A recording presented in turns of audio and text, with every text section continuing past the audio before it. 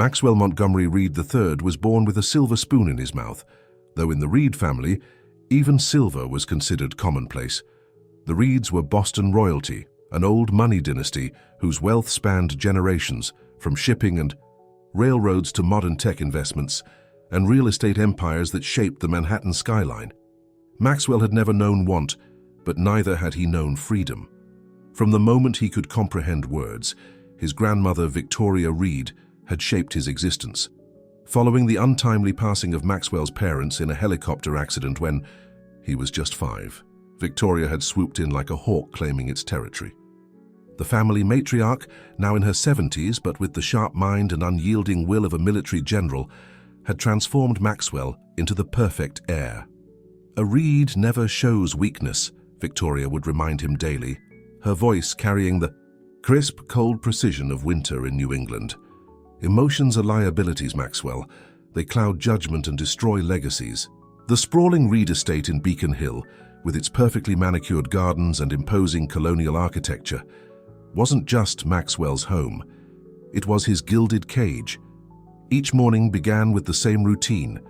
Breakfast served at exactly 7:15, the Wall Street Journal already open to the financial section, and Victoria sitting across from him, evaluating his every move with calculating blue eyes that seemed to contain all the cold of the Atlantic. "Your great-grandfather built this? Family from nothing," she would say, gesturing to the portrait of Augustus Reed that hung in the breakfast room. He understood sacrifice. He understood duty. He never allowed himself to be distracted by temporary pleasures. By 35, Maxwell had been molded into the perfect Reed. Harvard Business School, impeccable suits that cost more than most, people's monthly salaries, and a reputation for ruthless efficiency in the boardroom. His name appeared regularly in Forbes and Fortune, always accompanied by phrases like business wunderkind and heir to the Reed fortune. What those articles never mentioned was the hollowness behind his perfect smile, the emptiness that echoed in his penthouse overlooking Boston Harbor. He dated occasionally, carefully selected women from appropriate backgrounds, relationships that Victoria approved of with a curt nod, but never with warmth. None lasted longer than a few months. Attachment was dangerous, Victoria had taught him. Attachment gave others power over you.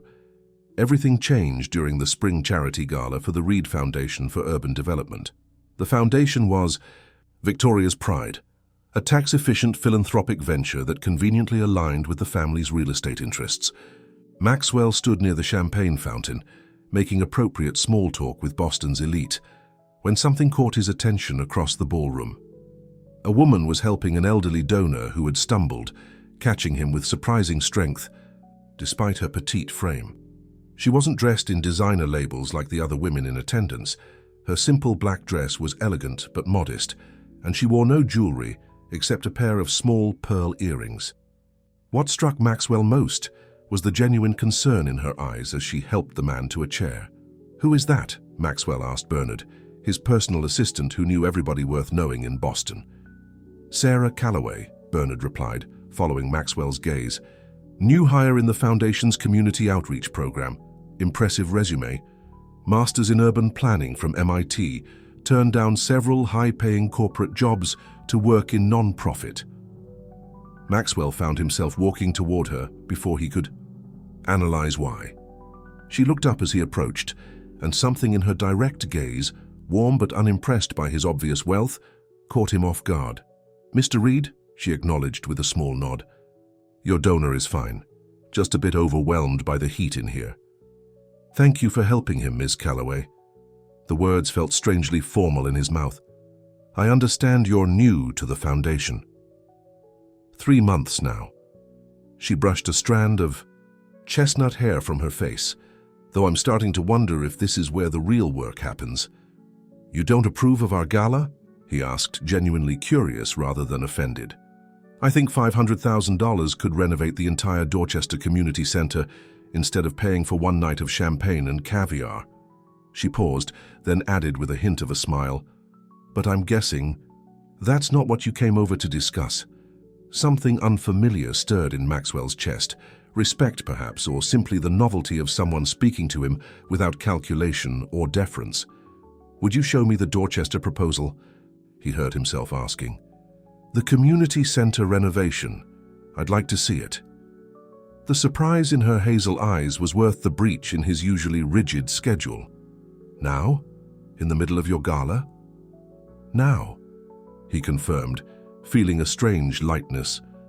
I find I've suddenly lost my taste for champagne.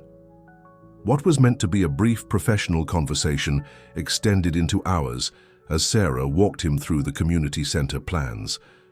Her passion was infectious, her intelligence obvious as she detailed how the renovation could transform an entire neighborhood. They moved from the gala to a small diner in Dorchester, where she introduced him to the best apple pie he'd ever tasted and to neighborhood locals who regarded Maxwell with suspicion until Sarah vouched for him. For the first time in his life, Maxwell felt the weight of the Reed name lift from his shoulders. With Sarah, he wasn't a billionaire or a legacy. He was just a man learning about a world that existed beyond mahogany boardrooms and yacht clubs. Their professional relationship evolved into friendship, and friendship into something deeper that both thrilled and terrified him. Sarah showed him Boston through new eyes, the vibrant immigrant communities in East Boston, the artists struggling to maintain studios in South End as gentrification pushed them out, the families in Roxbury fighting to preserve their historical neighborhoods against developers like, he realized with uncomfortable clarity, the Reed Corporation. You have power to do real good, Sarah told him one evening as they walked along the Charles River. Not just writing checks for tax breaks, but actual structural change. He found himself sharing parts of himself he'd never revealed to anyone. The loneliness of his childhood, the crushing expectations, the fear of disappointing Victoria. Sarah listened without judgment, her hand steady in his. 6 months into their relationship, they kept it hidden from Victoria and the public eye. Maxwell knew what would happen if his grandmother discovered he was involved with a common employee of the foundation. But secrets in Boston's elite circles were as sustainable as sandcastles at high tide.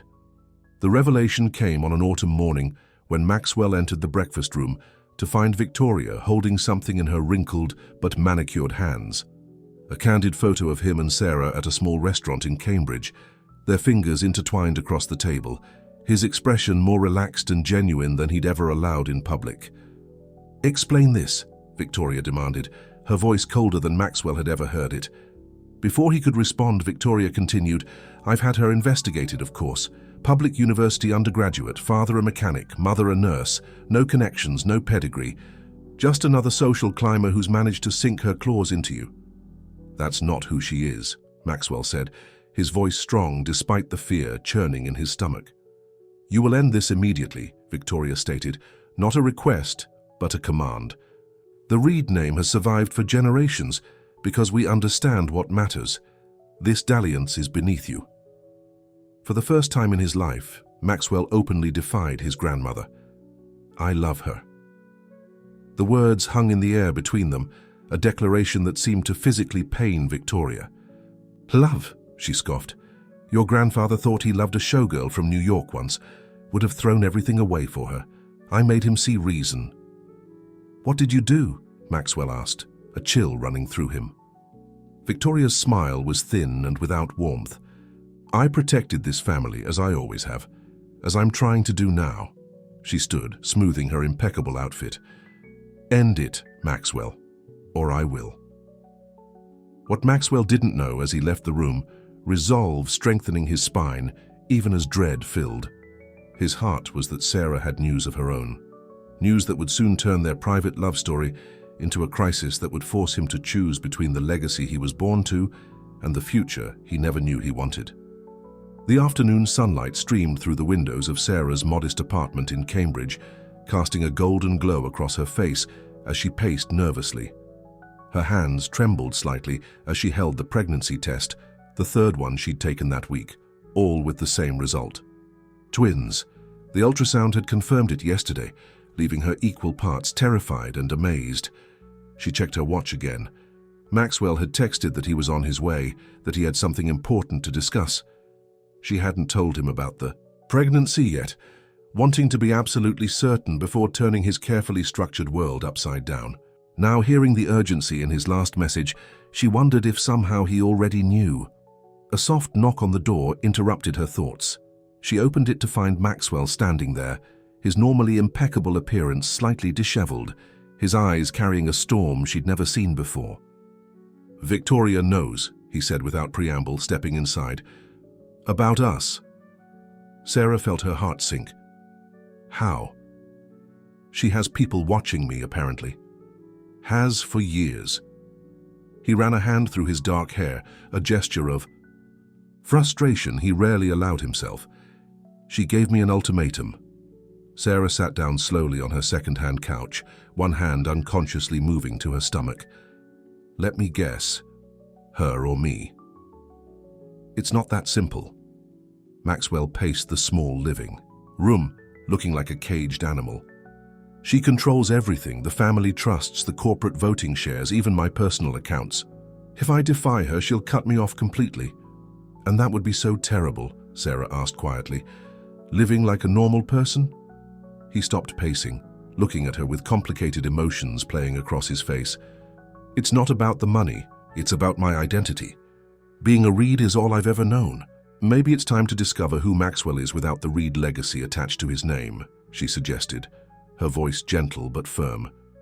He sat beside her, taking her hands in his. "I love you, Sarah. These past months have been the only time in my life I've felt real. You've shown me a world beyond boardrooms and balance sheets. You've made me question everything I was raised to believe." "But?" she prompted, hearing the unspoken word hanging between them. "But I'm scared," he admitted, vulnerability raw in his voice. "I don't know who I am without all of it." Sarah took a deep breath. "I need to tell you something." She squeezed his hands. "I'm pregnant with twins." The color drained from Maxwell's face. For several moments he sat in stunned silence, his eyes fixed on their joined hands. "Twins," he finally whispered, looking up at her with an expression she couldn't quite read. "We're having twins." "Yes," she confirmed, watching him carefully. "I just found out yesterday. I wanted to be sure before I told you." He stood abruptly, walking to the window where he stared out at the street below. Sarah waited, her heart pounding. When he turned back to her, his expression had changed to something more resolved, more determined. "We'll figure this out," he said. "I'll talk to Victoria again. Make her understand this changes everything." But Sarah knew Victoria Reed better than Maxwell realized. The matriarch didn't bend. She broke others to her will. "And if she doesn't understand?" "Then we'll manage," he said, coming back to sit beside her. "I have some personal investments she doesn't control. It won't be what you deserve, but I don't care about money, Maxwell. I never have." "I know." He smiled, the first genuine smile since he'd arrived. "That's one of the countless reasons I love you." For a few precious hours, they allowed themselves to imagine a future together, a simple life away from Boston, perhaps in a coastal town where the twins could grow up free from the Reed legacy's crushing weight. They talked of names, of schools, of birthday parties with actual children instead of business associates. But reality intruded in the form of a phone call from Victoria's personal assistant, summoning Maxwell back to the estate immediately for an urgent family matter. "I have to go," he said reluctantly, kissing Sarah goodbye. "But I'll handle this, trust me." Sarah watched him leave, a sense of foreboding settling over her that she couldn't shake. What Maxwell found at the Reed estate would haunt him for years to come. Victoria sat in the library, a thick folder of documents on the mahogany table beside her. Her face was a mask of cold fury. "Did you think I wouldn't find out everything about her?" Victoria pushed the folder toward him. "Sarah Calloway, daughter of James and Elizabeth Calloway. Father owns a small auto repair shop in Somerville. Mother works at Mass General. One brother in the military. Graduated summa cum laude from UMass before MIT." She paused, her eyes narrowing. "Pregnant with twins. Your twins." Maxwell felt as if the air had been sucked from the room. "How did you?" "I have access to the best private investigators in the country," Victoria said dismissively. "Nothing remains hidden from me for long." "This doesn't change anything," Maxwell insisted, finding strength in the memory of Sarah's face of the future they had imagined together. I love her. Those are my children. My family. Family? Victoria's laugh was brittle. The Reeds are your family. 5 generations of power and influence that you would throw away for a girl from Somerville and a pregnancy that could be dealt with discreetly. Don't you dare suggest— I'm offering you a choice, Maxwell, Victoria cut him off, her voice deadly calm. Continue this ill-advised relationship, and you will be completely cut off. Not just financially, though, make no mistake. Every penny you think is yours will disappear. Your name, your position, your entire identity will be stripped away. You will be nothing and no one. She leaned forward, her eyes like ice. Or you can remember who you are and what you owe to generations of Reeds before you. End this now. I'll arrange for the girl to be taken care of, a generous settlement, a comfortable life for her and the children somewhere far from Boston.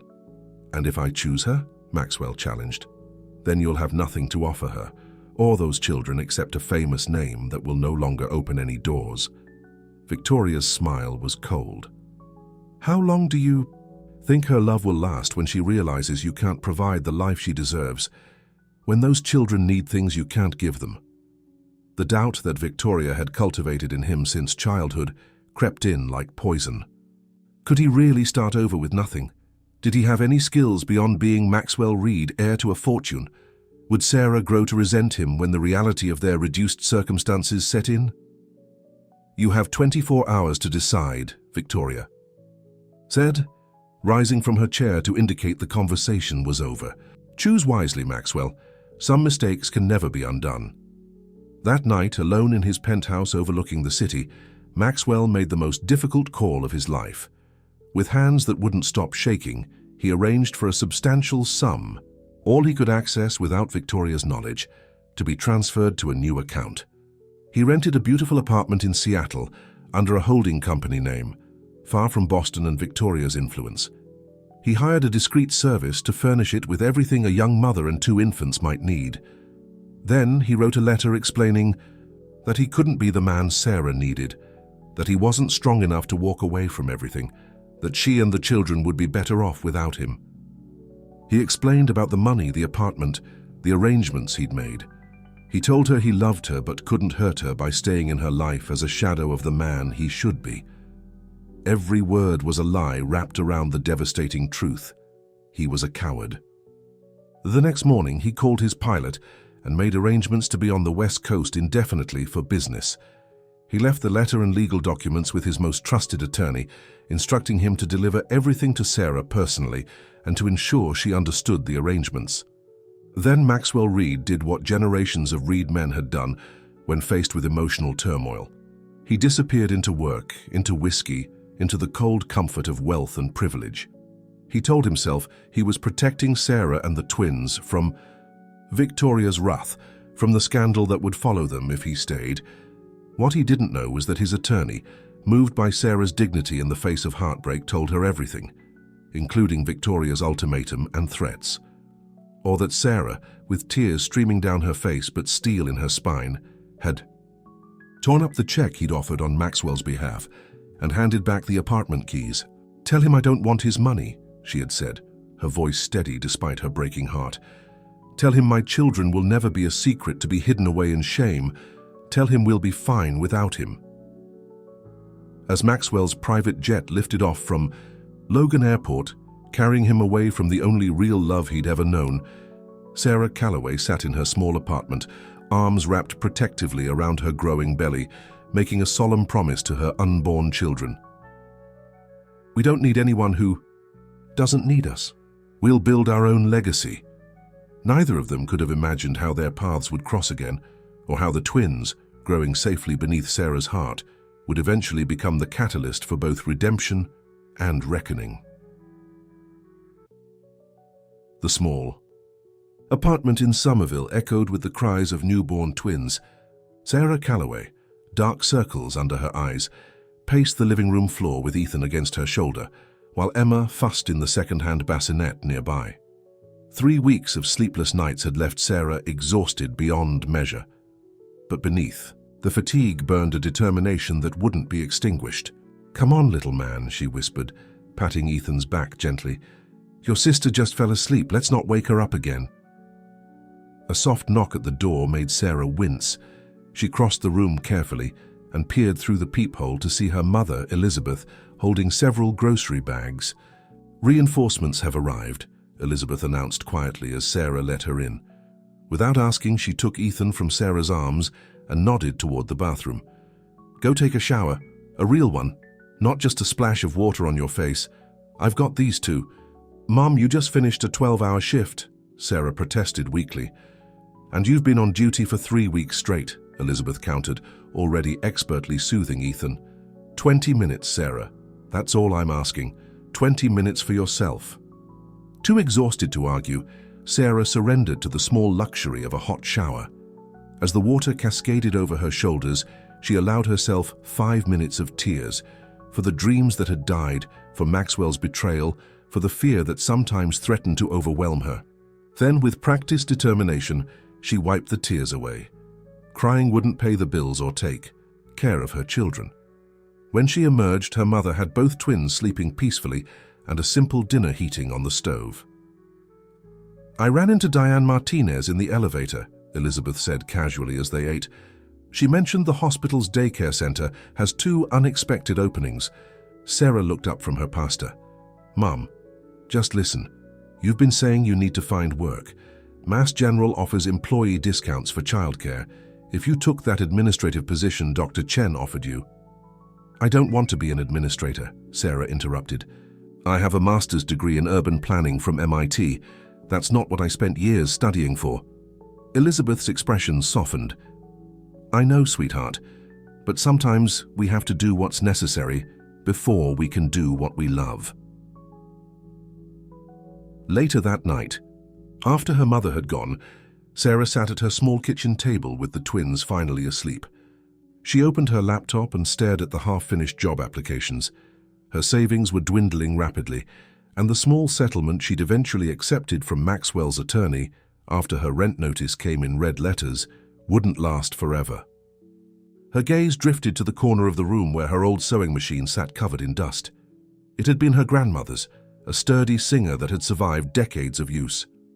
Sarah had learned to sew on that machine during summer visits to her grandmother's house in Maine, the rhythmic hum a soundtrack to childhood memories.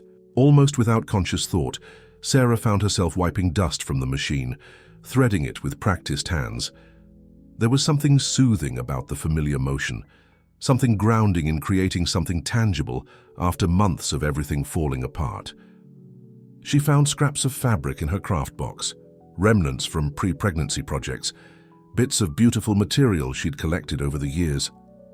With no real plan, she began piecing together a small blanket, her fingers remembering skills she hadn't used in years.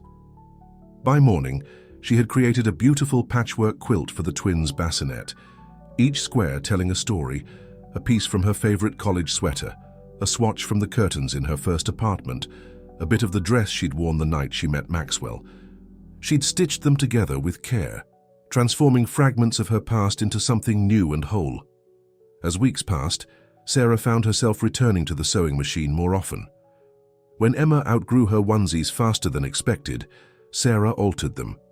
When Ethan needed a special pillow to help with his reflux, she designed and made one. Each project was therapy, each completed item a small victory in days otherwise filled with the beautiful chaos of raising twins alone. Her mother noticed the growing collection of handmade baby items during her regular visits. "These are beautiful, Sarah," Elizabeth said, examining a pair of soft booties with delicate embroidery. "You could sell these, you know." Sarah laughed, bouncing Emma on her hip. "Who would buy them?" "Every new mother I know would," Elizabeth insisted. "Especially these." She held up a pair of pajamas Sarah had designed with special overlapping panels that made middle-of-the-night diaper changes easier. "This is brilliant. And those sensory tags you added to the blankets? The nurses in the NICU are always looking for things like that." The idea took root slowly. Sarah started small, selling a few items to her mother's co-workers at the hospital. The extra income wasn't much, but it allowed her to buy more fabric, better tools, a decent camera to photograph her creations. She named her tiny business Second Chance Designs, a private acknowledgement of the new beginning she was building from the wreckage of her old life. She created a simple website and an Etsy shop, working through the nights after the twins were asleep. Orders trickled in at first, a few baby blankets, some custom onesies, the occasional special request from mothers of premature babies who needed clothes that accommodated medical equipment. Sarah poured herself into each piece, responding to customer messages with empathy, born from her own experience. Then came the turning point. Emma, now 10 months old and fascinated by Sarah's phone, accidentally recorded a video while Sarah was sewing. The unedited clip captured Sarah's hands working steadily, her quiet humming as she stitched, and a moment when she paused to kiss Emma's head before returning to her work.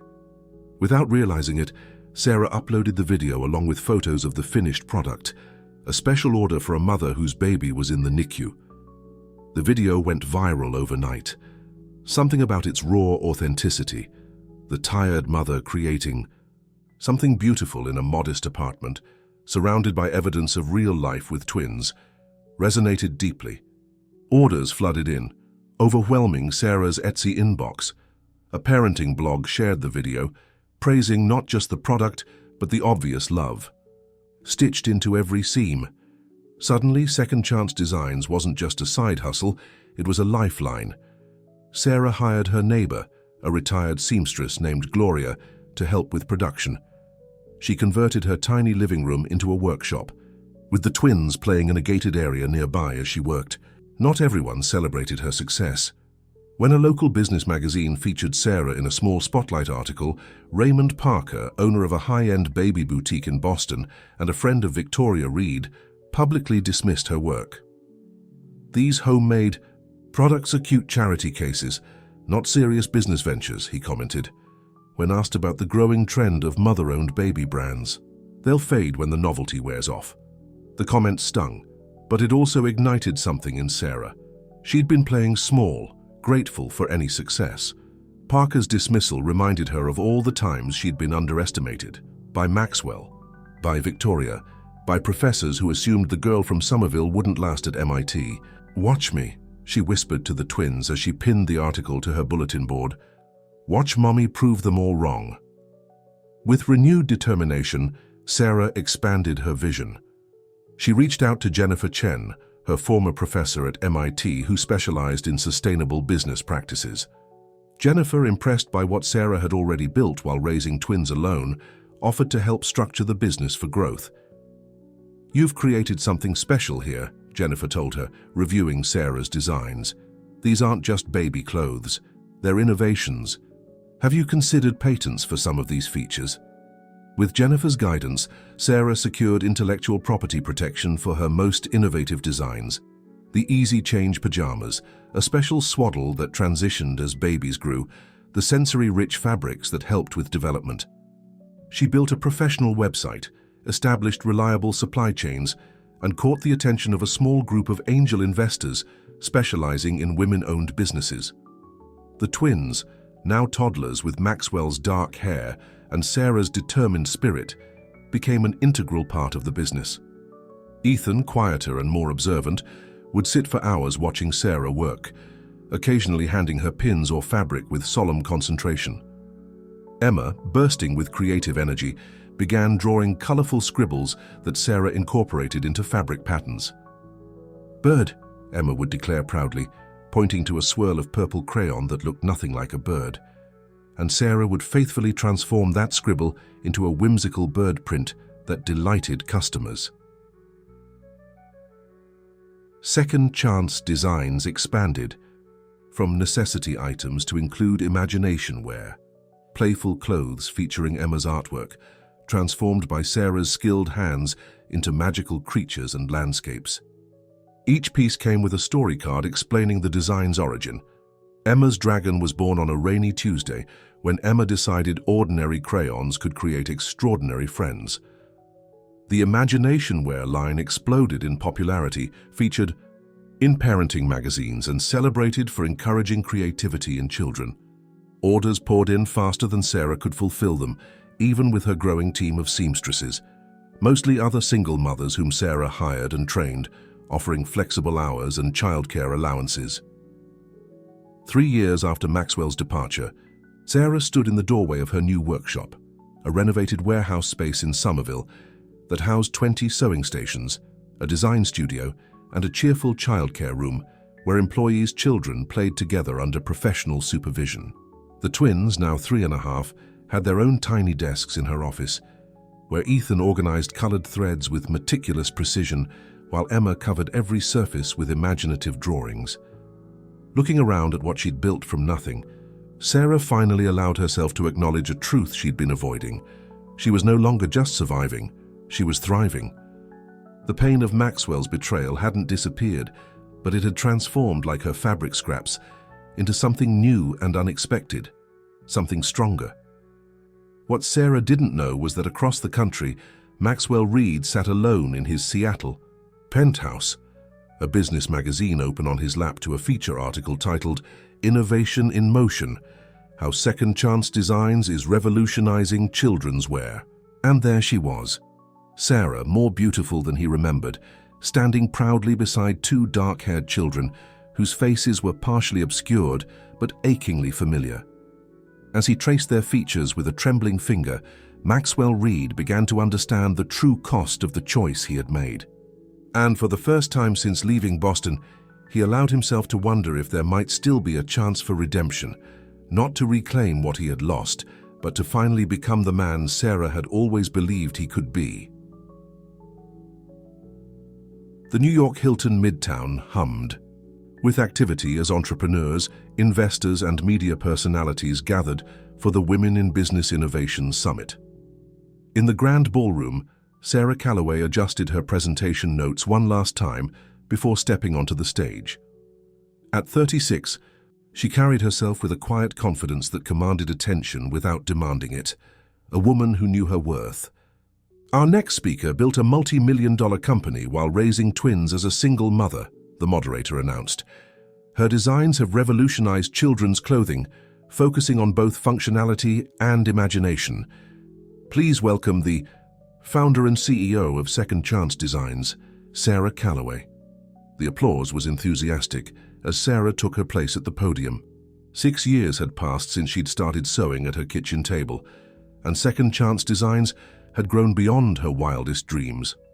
With flagship stores in Boston, New York, and Chicago, and a robust online presence, the company now employed over 200 people, primarily women returning to the workforce after childbirth or career gaps.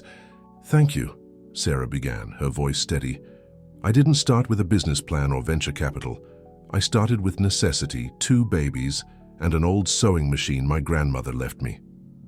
A ripple of appreciative laughter moved through the audience. Sometimes our greatest innovations come from our deepest challenges. As she shared her journey, Sarah didn't mention Maxwell or the Reed family by name. That chapter remained private, though rumors had circulated as her company gained prominence. The business world was small, and connections eventually emerged between Second Chance Designs founder and the reclusive Reed heir who had shocked Boston society by relocating to Seattle 6 years earlier.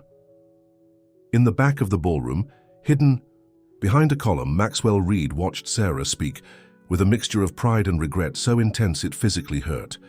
She was magnificent, confident, articulate, passionate about the company she'd built and the community of women she'd created around it. Her success had nothing to do with him or his family name. She had built it all herself, just as she'd promised in that final message his attorney had relayed years ago. Maxwell had changed in the intervening years. The polished corporate heir had given way to a quieter, more thoughtful man. After 3 years of running Reed Enterprises' West Coast operations from a distance, maintaining his wealth and position, while keeping far from Victoria's direct influence, he had experienced a transformation that began with a heart attack at 38. Lying in a Seattle hospital bed, monitors beeping and doctors discussing the executive syndrome that had nearly claimed his life, Maxwell had been forced to confront the emptiness of his existence. No one had been there to hold his hand or advocate for his care, just a parade of efficient assistants managing the crisis with detached professionalism. During his recovery, he had received a plain white envelope containing a child's drawing. a family of stick figures standing beside what appeared to be a dragon. In the corner, written in a child's uneven script, was the name Ethan Reed. No note, no explanation of how his son knew about his hospitalization or why the boy had signed his artwork with the Reed name Maxwell had denied him. That drawing became the catalyst for Maxwell's awakening. He began quietly directing Reed resources toward meaningful projects, educational initiatives in underserved communities, microloans for single parents starting businesses, housing developments that prioritized affordability without sacrificing quality. He worked anonymously, his name absent from press releases and dedication plaques, and he watched from afar as Sarah and the twins flourished. He didn't interfere, didn't attempt contact, but he collected every article, every interview, stored every photograph of his children that appeared in the media. Ethan's serious eyes and methodical mind, Emma's exuberant creativity and fearless spirit. Through digital glimpses, he witnessed birthdays and first days of school, science fair projects and dance recitals, always as a spectator, never as a participant. Now seeing Sarah in person for the first time in nearly 7 years, Maxwell struggled to maintain his composure.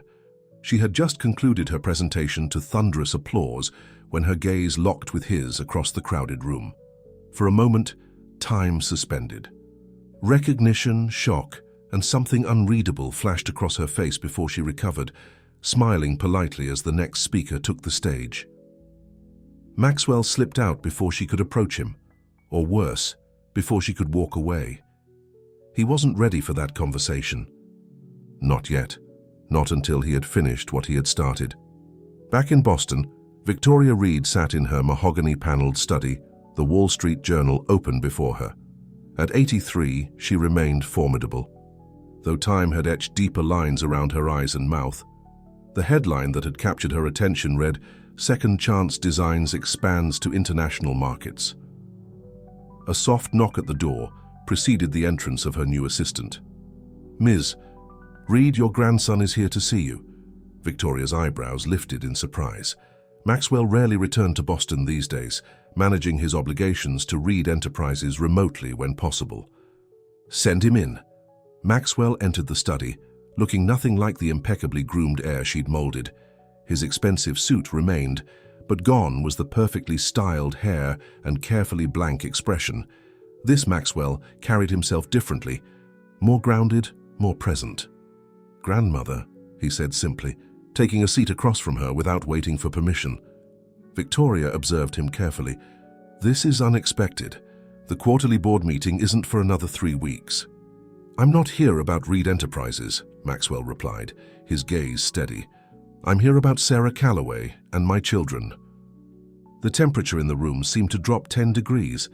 Victoria's mouth tightened to a thin line. "I see you've been following the media coverage of her little company." "Her multi-million-dollar international brand, you mean?" Maxwell corrected. "And yes, I have. I've been following everything about the family you forced me to abandon." "I forced nothing," Victoria said coldly. "You made a choice. A choice you manipulated me into making by exploiting every insecurity you'd cultivated in me since childhood." Maxwell leaned forward. "But I'm not here to assign blame. I'm here to tell you that I'm done living under your shadow." "What exactly does that mean?" Victoria's voice was dangerously quiet. "It means I'm moving back to Boston. I'm going to meet my children, if Sarah allows it. I'm going to apologize to her, not with any expectation of forgiveness or reconciliation, but because she deserves to hear it directly from me." Victoria laughed, a cold sound without humor. "After all these years? The damage is done, Maxwell. You can't simply waltz back into their lives and play daddy now." "I don't expect to," he replied, "but I won't continue to be a coward. Those children are 9 years old now. Soon they'll be asking more questions about their father. I want Sarah to be able to tell them I finally found the courage to face them, even if it's too late." Victoria studied him with narrowed eyes. "And what does this mean for your position at Reed Enterprises?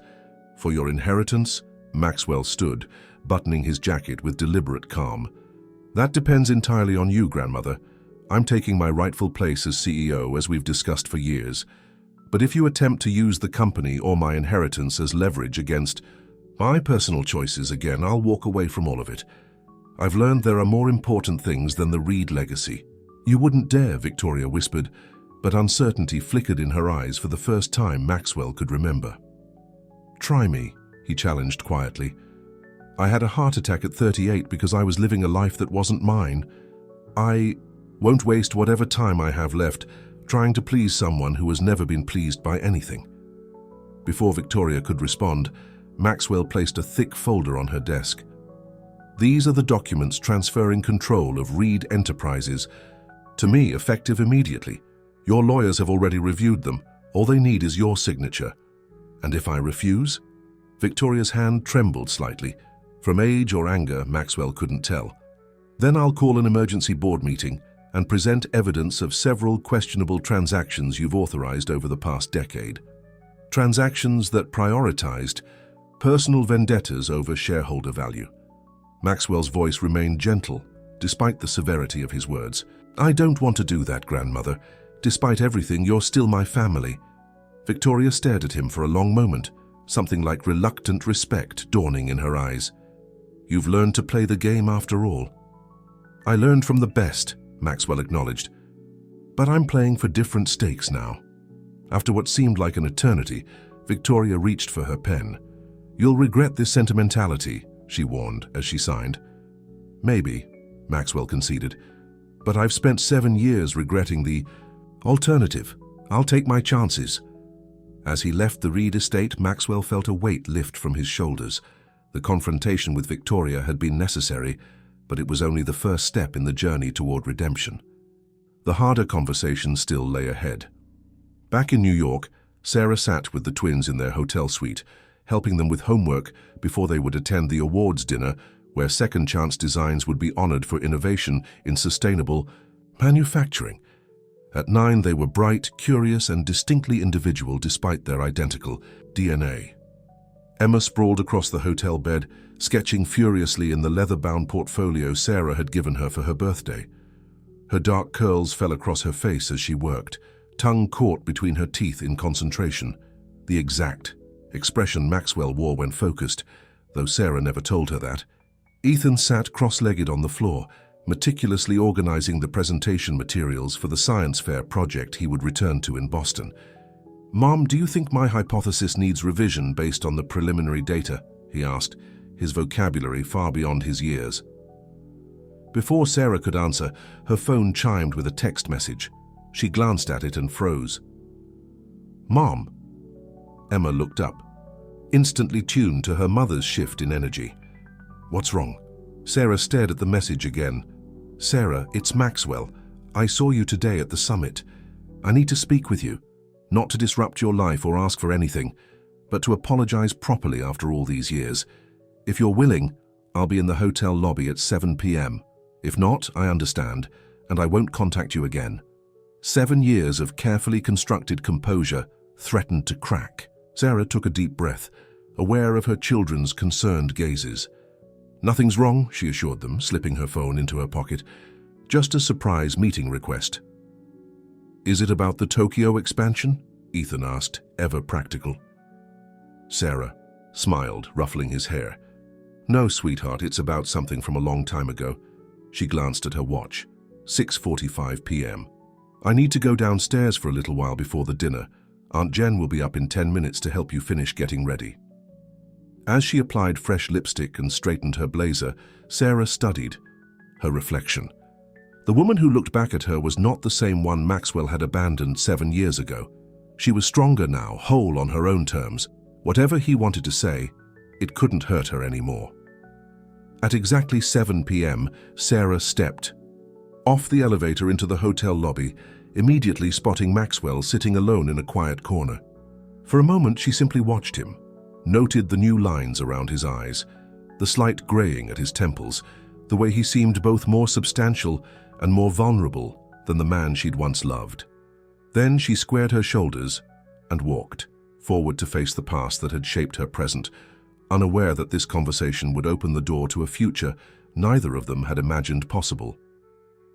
The elegant cacophony of the hotel lobby faded to white noise as Sarah approached Maxwell. He stood when he saw her, a reflexive courtesy ingrained by years of Reed upbringing. For a moment, they simply regarded each other, two people connected by an unbreakable bond, yet separated by years of silence and growth.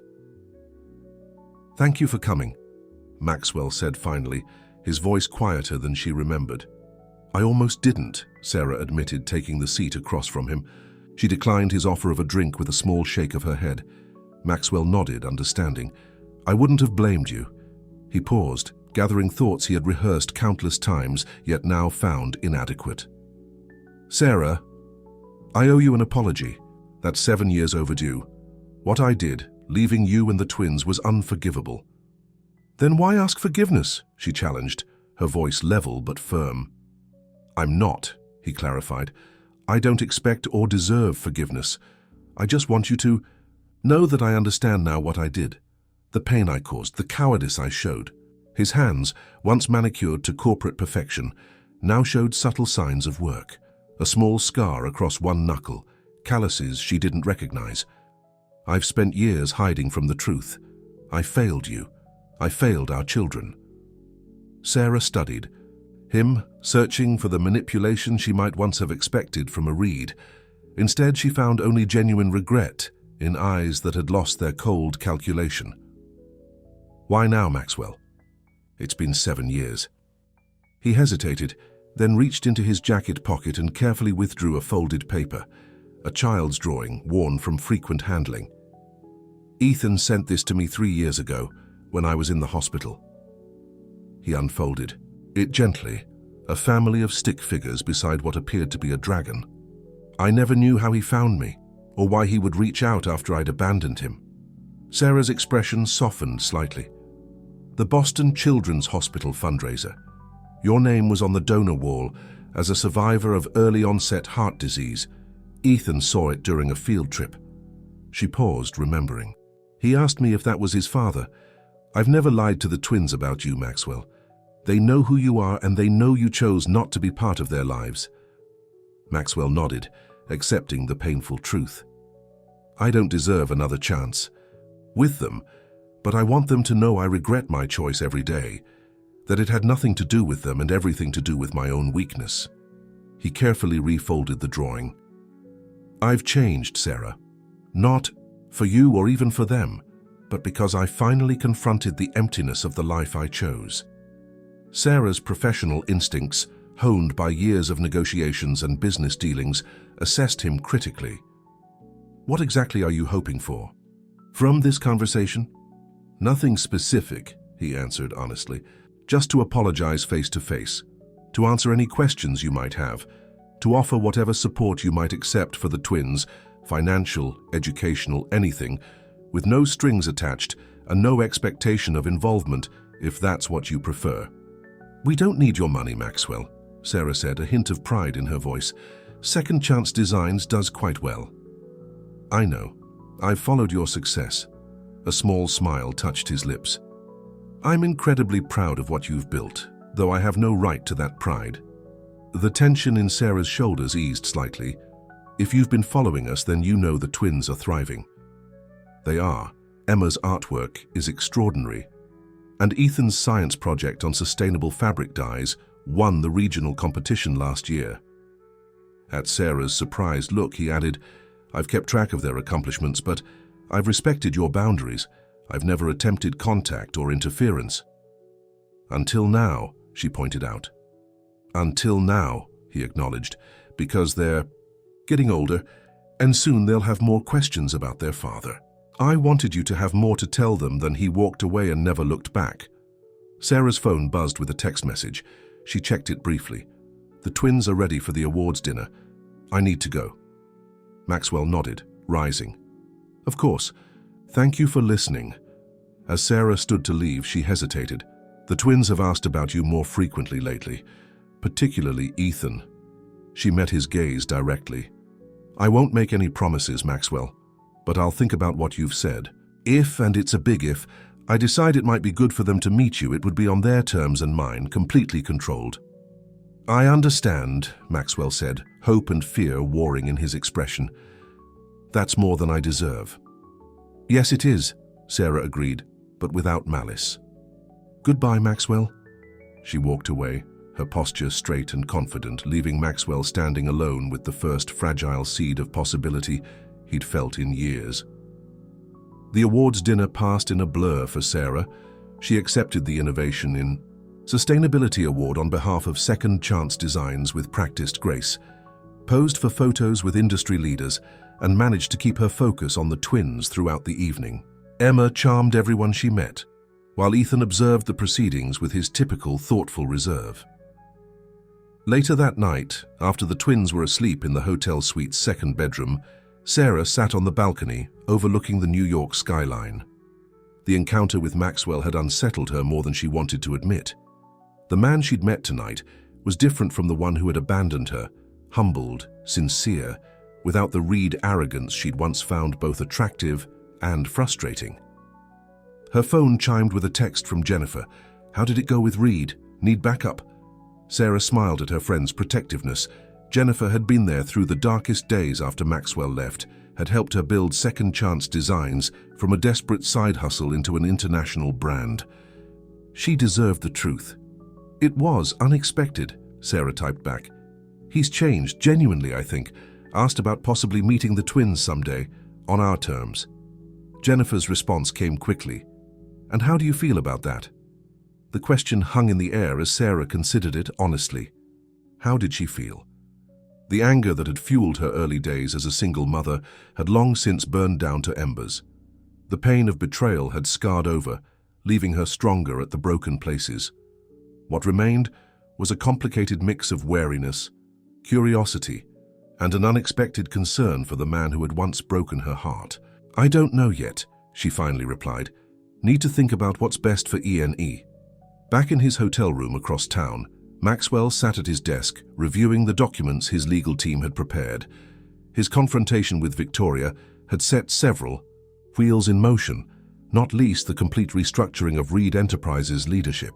The old guard, Victoria's loyal soldiers, would soon be replaced by a more diverse, innovation-focused team. The company would maintain its profitability, but with a new emphasis on ethical investment and community impact. More importantly, Maxwell had directed his attorneys to create two irrevocable trusts for Emma and Ethan. Unlike the controlling family trusts that had kept him tethered to Victoria's will, these were structured to provide for the twins' education and future security without any strings attached. Whether or not Sarah allowed him into their lives, the twins would have resources available to them when they reached adulthood, resources that neither he nor anyone else could ever take away. He was completing the final paperwork when his phone rang. The screen displayed a number he didn't recognize. Maxwell Reed, he answered cautiously. It's Sarah. Her voice was calm, businesslike. I've been thinking about our conversation. Maxwell's heart pounded. Yes? The twins and I will be in Boston next weekend. They have Friday off from school. She paused. If you're available, we could meet at the public garden around 11. The twins like to feed the ducks in the lagoon. Maxwell closed his eyes, overwhelmed by emotions he couldn't name. I'll be there, he promised. Thank you, Sarah. Don't thank me yet, she warned. I haven't told them they'll be meeting you. I want to prepare them first, and they'll have the final say. If either of them doesn't want this, it won't happen. I understand completely, Maxwell assured her. It has to be their choice. After they disconnected, Maxwell sat in silence, contemplating the opportunity he'd been given, one he knew he didn't deserve but desperately wanted to honor. For the first time in years, he found himself doing something he'd abandoned along. With everything else that mattered, he prayed. Not to any specific deity, but to whatever forces might be listening, asking not for forgiveness, but for the wisdom to avoid causing more pain to the family he had once abandoned. Friday dawned clear and crisp, a perfect autumn day in Boston. Maxwell arrived at the public garden 30 minutes early, too anxious to wait in his hotel room any longer. He sat on a bench near the lagoon, watching children throw bread to the famous swan boats glided by. At precisely 11, he saw them. Sarah walked between the twins, her hands resting lightly on their shoulders as she spoke to them. Even from a distance, Maxwell could see Emma's animated gestures contrasted with Ethan's more contained posture. They were taller than he'd expected, their features a perfect blend of his and Sarah's genetics. The sight of them, real and present, not images on a computer screen, made his throat tighten with emotion. Sarah spotted him and guided the twins in his direction. As they approached, Maxwell stood, fighting the urge to straighten his tie or check his appearance.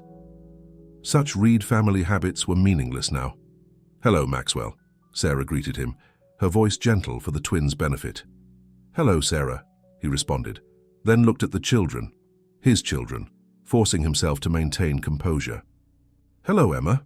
Hello, Ethan." Emma studied him with open curiosity, her head tilted slightly. "You look like the pictures Mom showed us," she declared, "but older." Despite his nerves, Maxwell smiled. "That happens with time." Ethan remained silent, his eyes, so like Maxwell's own, observing with an intensity that felt like judgment. Sarah gestured to the path around the lagoon. "Shall we walk?" The next hour unfolded with careful conversation. Maxwell answered the twins' questions honestly but age-appropriately. Yes, he had left when they were babies. No, it wasn't because of anything they had done. Yes, he had regretted it every day since. No, he didn't expect them to call him Dad or to immediately accept him. Emma peppered him with questions about his life, while Ethan remained largely silent, absorbing everything. When they stopped to feed the ducks, Maxwell knelt beside Ethan, maintaining a respectful distance.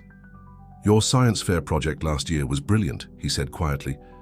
"The organic fabric dyes from food waste. That's the kind of innovation that could change the entire textile industry." Ethan looked at him, surprise breaking through his reserve. "How did you know about that?" "I've followed your achievements," Maxwell admitted. "Both of yours," he added, including Emma, who had inched closer to listen. "From a distance because I didn't want to disrupt your lives, but I've always been proud of you both." "Why did you leave us?" Ethan asked suddenly, the question direct and unavoidable. Maxwell met his son's gaze, knowing he owed him complete honesty. "Because I was afraid, not of being a father, but of standing up to someone who had controlled my life since I was a child. I made the wrong choice, and by the time I realized how wrong it was, I thought it was too late to fix it." "Were you afraid of Victoria?" Emma asked, surprising both Maxwell and Sarah with her insight. At their startled looks, she shrugged. "Mom told us about our great-grandmother. She sounds scary." Maxwell exchanged a glance with Sarah, who nodded slightly, encouraging his honesty. "Yes," he admitted. "I was afraid of disappointing her, of losing everything I thought defined me. I didn't understand then that you two and your mother were worth more than anything else." "Do you understand now?" Ethan's question cut to the heart of the matter. "I do," Maxwell answered simply. "But understanding doesn't undo the hurt I caused, I know that." Sarah, who had been letting them navigate this discussion themselves, checked her watch. "We should get lunch soon if we're going to make it to Emma's art exhibition on time." Maxwell nodded, preparing to say goodbye, when Emma spoke up unexpectedly. "Mom, can he come to my exhibition?" Her voice was casual, but her eyes were intent. "He said he's been following our stuff. He should see it for real." Sarah looked at Maxwell, then at Ethan, who gave an almost imperceptible nod after studying Maxwell for a long moment. "If that's what you both want," she said carefully. And so Maxwell found himself in the gallery of Brookline Arts Academy that afternoon, standing before Emma's mixed media installation, a stunning piece titled Family Threads that incorporated fabric, paint, and small found objects to create a visual representation of connection and absence. The talent evident in the work took his breath away. "She gets her creativity from you," he said quietly to Sarah as they watched Emma explaining her technique to an impressed gallery curator. Sarah shook her head. "She gets it from herself. Just like Ethan's analytical mind is his own. They've had to be so self-sufficient, Maxwell. They've built themselves." "With your guidance," he pointed out. "You've done an amazing job with them, Sarah. Better than I could have imagined. It hasn't always been easy." For the first time, she allowed some of the old pain to show. There were nights I didn't know how I'd manage another day. Times I was so exhausted I cried while sewing just to stay awake and fill orders. "I'm sorry," Maxwell said, the words inadequate but sincere. "If I could go back..." "We can't go back," Sarah interrupted gently. "We can only go forward." After the exhibition, they shared an early dinner at a casual restaurant in Cambridge. The conversation flowed more easily now, the initial tension giving way to cautious exploration. Emma regaled Maxwell with stories about the children's design, division of second chance designs, imagination wear that featured her artwork. Ethan gradually opened up about his interest in sustainable chemistry and his experiments with eco-friendly textile processing. As the meal ended, Sarah excused herself to take a business call, leaving Maxwell briefly alone with the twins. "Will we see you again?" Emma asked directly. Maxwell chose his words carefully. "I'd like that very much, but it's up to you and your mother. I'm back in Boston permanently now, so I'm available whenever you want. But I understand if you need time, or if you decide you don't want me in your lives." Ethan, who had been studying his dessert, looked up. "Mum says we should judge people by their actions, not their words." Maxwell nodded, recognizing the wisdom in Sarah's teaching. "That's very true." "So we'll see," Ethan concluded, neither accepting nor rejecting the possibility of a relationship. When Sarah returned, they said their goodbyes on the sidewalk outside the restaurant. Maxwell thanked them for the day, careful not to push for more than they were ready to give. As they turned to leave, Ethan paused and reached into his pocket. He pulled out a carefully folded paper and handed it to Maxwell. "It's my new science project outline," he explained, "about biodegradable packaging for clothing shipments. If you want to, give opinions or whatever." Maxwell accepted the paper with the reverence of a man receiving a priceless gift. "I'd be honored to read it, Ethan. Thank you." That night, in his new Boston apartment, deliberately chosen for its proximity to Sarah's Brookline home while still maintaining respectful distance, Maxwell unfolded Ethan's project outline. On the final page, in his son's neat handwriting, was a note. "Mom says second chances have to be earned every day. Are you going to earn yours?" Tears Maxwell had held back all day finally fell. The note wasn't forgiveness, wasn't acceptance. But it was opportunity, a chance to show through consistent action what words alone could never prove. Over the months that followed, Maxwell rebuilt his relationship with his children, one careful step at a time. Coffee with Ethan to discuss scientific articles, art supply shopping with Emma, who declared his taste surprisingly not terrible, attendance at school events, always in the background, never overstepping. His relationship with Sarah evolved, too, from cautious co-parents to something like friends. The romantic connection they'd once shared remained in the past, as Sarah made clear early on. She was dating a kind professor of economics who accepted the complexity of her family situation without jealousy. Maxwell respected her boundaries completely, grateful for any role she allowed him in their shared children's lives. Victoria, to everyone's surprise, showed signs of softening. Her first meeting with the great-grandchildren she had once rejected was stiff and awkward, but Emma's fearless curiosity and Ethan's penetrating questions seemed to crack something in the old woman's carefully constructed walls. "They're reeds, all right," Victoria had commented afterward, the closest thing to approval she could manage. "Strong-minded." "They're Callaways too," Maxwell had corrected gently, "and that's where they get their compassion and creativity." 1 year after their first meeting in the public garden, the extended family gathered to celebrate the twins' 10th birthday. Sarah's parents, once wary of Maxwell's return, had gradually accepted his presence in their grandchildren's lives. Victoria attended briefly, still formal, but making visible effort. Emma and Ethan moved comfortably between all the adults, the new family structure becoming normal to them, with the resilience only children possess. As the party wound down, Maxwell found Sarah alone on the back porch of her Brookline home, watching the sunset. "Thank you," he said simply, joining her at the railing. "For today, for everything this past year." Sarah smiled. the expression genuine and relaxed in a way it hadn't been when they first reconnected. The twins are happy, that's all that matters. They're extraordinary children, Maxwell said. Strong, compassionate, brilliant. Everything good in them comes from you. Not everything, Sarah admitted fairly. Ethan has your focus. Emma has your charm when she wants something. Her tone was light, free of the bitterness that might once have colored such observations. They stood in comfortable silence for a moment before Maxwell spoke again.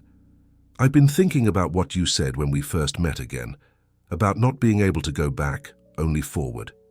He turned to face her. I want you to know that I understand that completely now. I'm not trying to reclaim what we had or to insert myself where I don't belong. I'm just grateful for whatever place you and the twins allow me in your lives. I know that, Sarah said softly. It's why this works. Inside, Emma's laughter rang out as she opened another gift. The sound carried through the open windows, wrapping around them like a promise of joy still unfolding. Second Chance Designs is expanding to Europe next month, Sarah mentioned. The twins and I will be in Paris for the opening.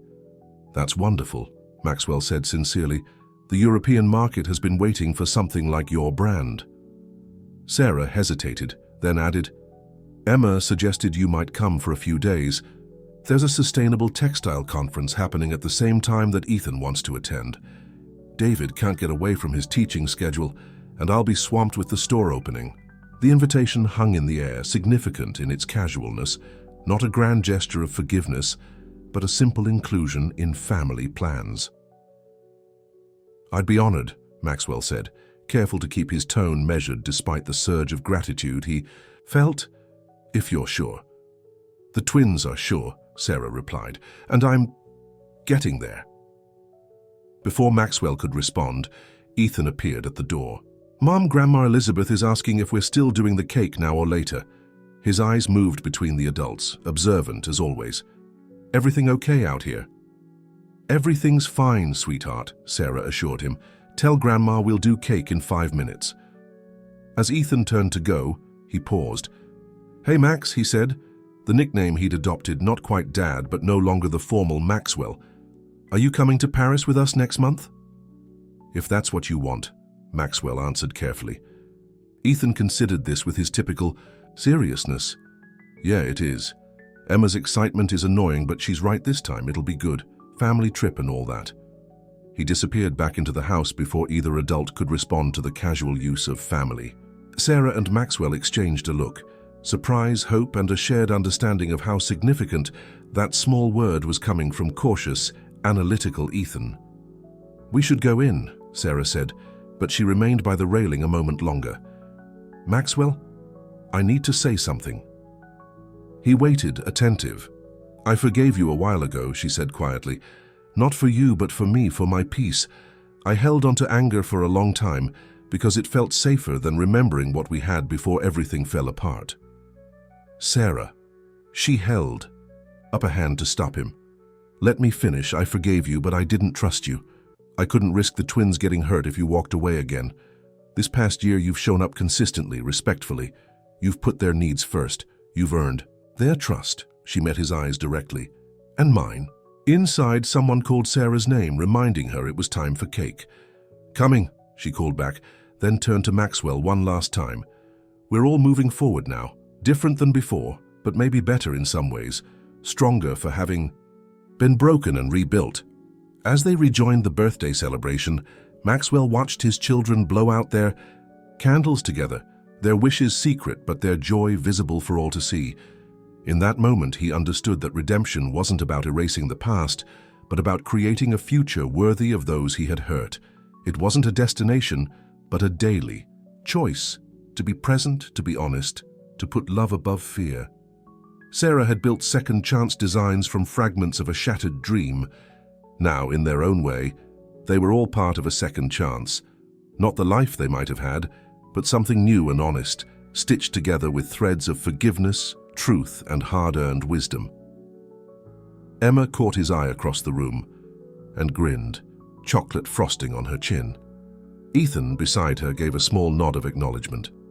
And Sarah, watching them all with the quiet satisfaction of a woman who had built something lasting from life's rawest materials, smiled.